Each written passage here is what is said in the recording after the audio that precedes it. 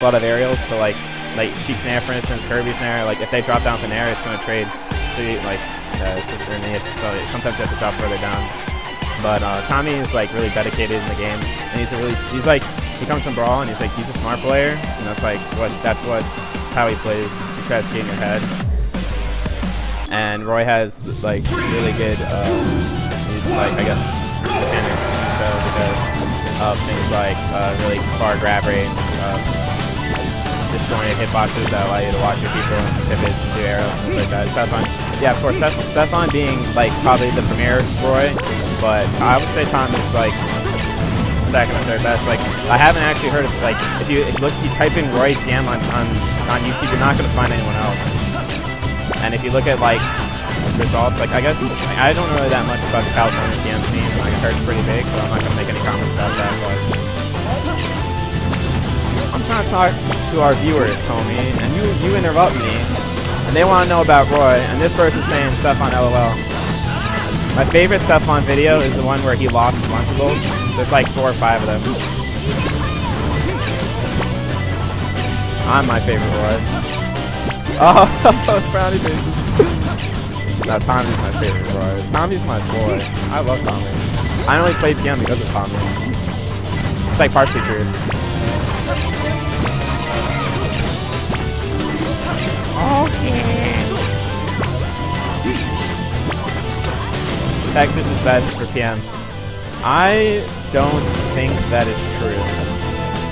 Come to Florida and then you will see what PM is.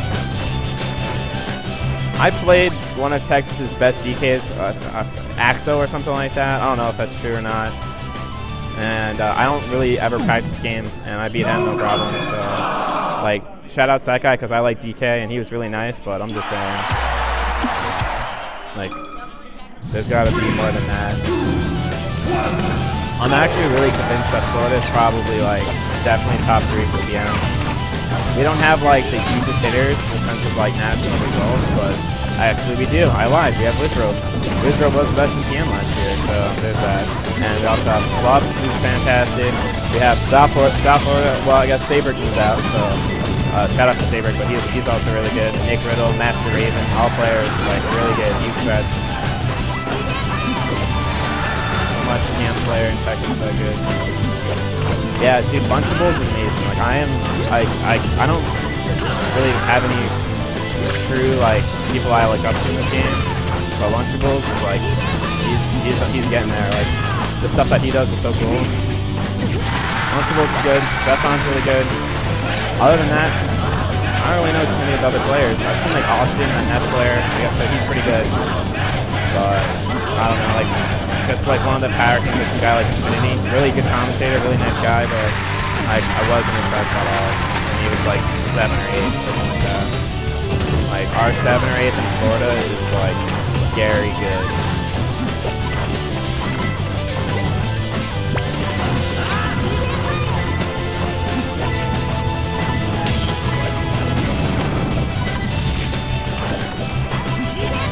So this net's going in.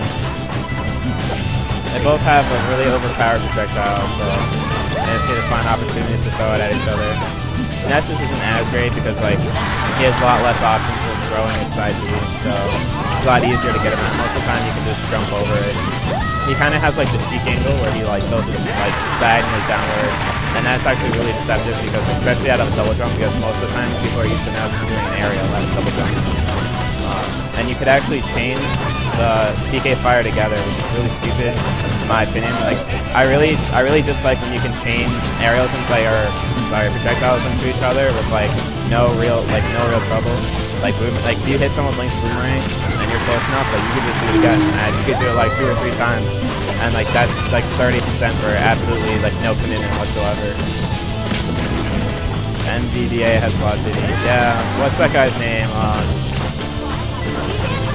That he did really well at what, Zenith or something. What's that? He plays like Ganon. What's his name? Brain fart.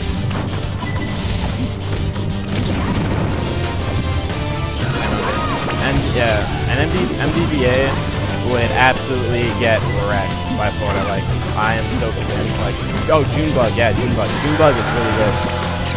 It's really good, and obviously Q's pretty good, but I don't like the way that Q plays the game is like, I don't know, a lot. Like he uses like the fair hand with like not a flash player. Yes, Junebug, yeah. Junebug is really talented.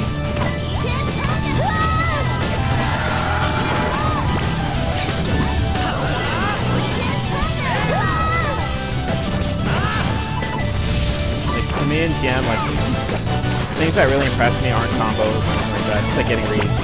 Because a lot of things are still set. It's like, oh, I got this grab, I can do this down tilt, this forward air. So like, getting combos like that is like, it's nothing. Like, that's just like the neutral game reads. So like, I think the difficult part. Of course, like, there are some techs that like, do that. Kirby is why I picked him up. I'm really sorry to hear that, actually. If you're inspired by ledge stalling and inhaling, like, I guess, like, by all means, you do you, but no one's, like, that's not the kind of people I like to play friendly with. There's nothing really friendly about that. It's kind of like, I guess we could wait 8 minutes. Yeah. SillyDJ and ShiShiGami. Yeah. I actually have a pretty solid Kirby because I was maining him for a while. But, like, there's so much. Like, there's definitely, like, the thing about Kirby is people say, like, oh yeah, he has so many, like, good, like, what's it called, good tools to be aggressive. Not true at all. Kirby's range is really bad. And, like, people don't really understand how bad it is. And he's not a fast character, and he's floaty. You hit him with projectile, he's sitting there for days. And, like, the fact that he's floaty, you would think he'd be able to get out of combos, but he doesn't get out of combos. And like, there's a lot of characters with low knockback moves that can just really combo him to like really high percent finish. Like Roy is a great example of someone who could just combo the Kirby like pretty big. No, but you know, like if you're not gonna play the way that you want to play, then what's the point of playing your characters? If you don't play to win when you play friendlies, or at least try new things out, then like, you know, like how are you gonna get better camping ledge if you never do it? Like, I hate to say that because like I don't want to see you camp ledges all day, but if you like want to, yeah, you're not gonna get better by not playing your way. Like, I can tell you that like the more aggressive you are with Kirby, the more likely you are to get them into field. Like, that's more inhale opportunity. That's more surprising. Like, I don't know. I'll just say this though, like a lot of Kirby's they don't commit. When they get hit, they'll just take what they can get, and they don't really go for tech reads or anything like that, which is like Q of course does, but like most Kirby's I've seen, like they're pretty brain dead fireball spammers, and like kinda makes me sad. Like, people need to start using horizontal cutter for tech uses. You can cover so many options because like if you hit them on a platform, you horizontal cutter through them, and if they don't hit the tech, your horizontal cutter's gonna hit them, and that's gonna pop them up a little bit so you can back air. If they do hit the tech, then you can do a back air or a forward air, and that covers 2 options. And it's actually a really good tech hit. Not enough Kirby's use that. Obviously, Kirby's use dash attack for tech chasing, but like that's a given. And like even if you weren't tech chasing, it's probably using it. Like Kirby's crouch also, like what's interesting though is like his crouch isn't as good as like you would think it would be. Like in Melee, crouching is so devastating, but a lot of characters in this game have like grabs that can grab crouches, and if not, they're gonna use their combo setting move. Like most of the time, that's the move that's gonna hit a crouching Kirby. Like, so like I don't like to crouch anymore because unless I'll go for hard read crouches. I'll like hit someone's shield and dodge them. When they try to shield grab me, I'll punish. But like that's like the extent of like just like spamming crouch isn't gonna work, especially when you're playing characters like Link with Boomerang, just gonna hit with it, whatever. And other things like Kirby, like for some reason, like he can get shield grab like pretty easily. That's really frustrating. Like if you try to do jab stuff, like you're just gonna get grabbed most of the time. And like that's kind of ridiculous. Unless you do like full jab and anything, like you have to use, especially against crouch cancelers. Crouch cancel is pretty much like you want to know how to beat Kirby in one move, just hold down. Like that's it. Wait for the dash attack, and then crouch cancel that, and then do your combo setter. Or If he's gonna do an aerial and you're gonna crouch cancel, then you just do your nair out of shield or whatever that your character has. So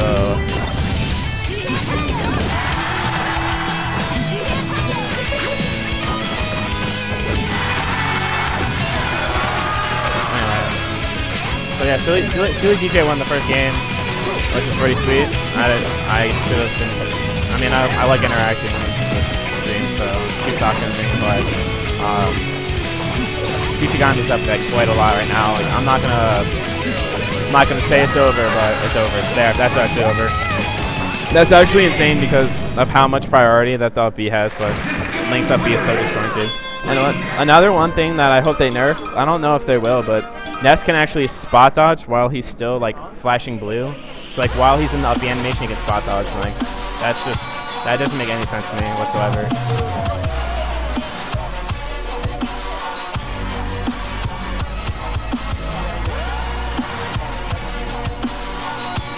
Kirby's legit.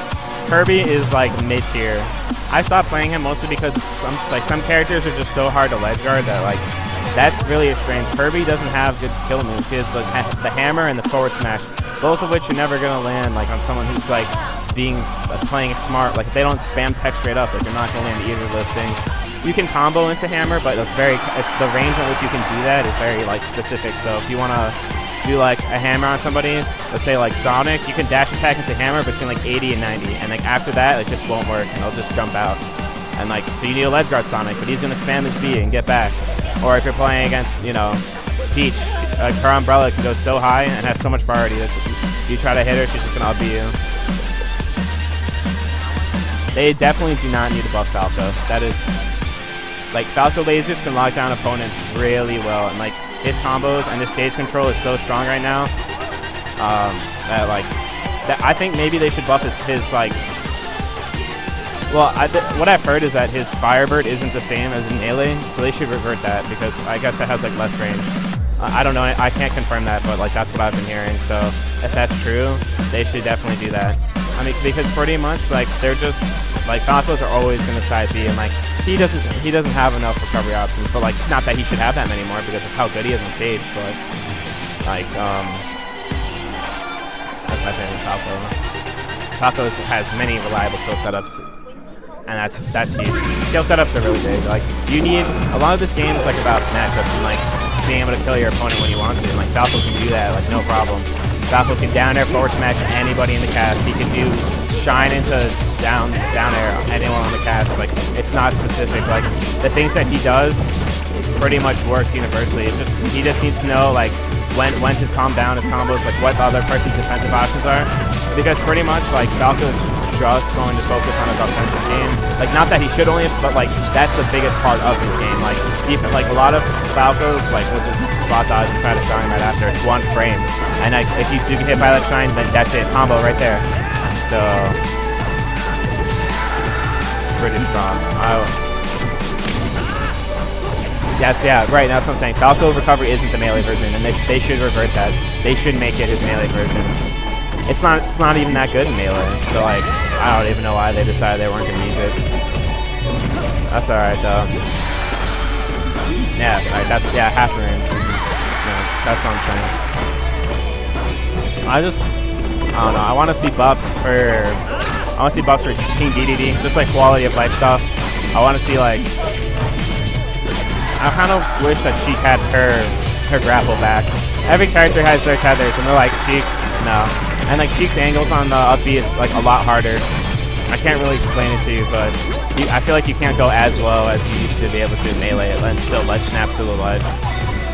But so like yeah, going on stage with Sheik and like Sheik's up B has more lag than like a lot of other recoveries, like a lot of other characters up B's. So like you're gonna get hit by strong moves. Other characters, yeah. I hope they nerf the fireball. I hope they nerf the boomerang. I hope. I heard they're nerfing Meta Knight's down air. I don't really care one way or another, but I guess that's probably a good thing. Why would he up B right there?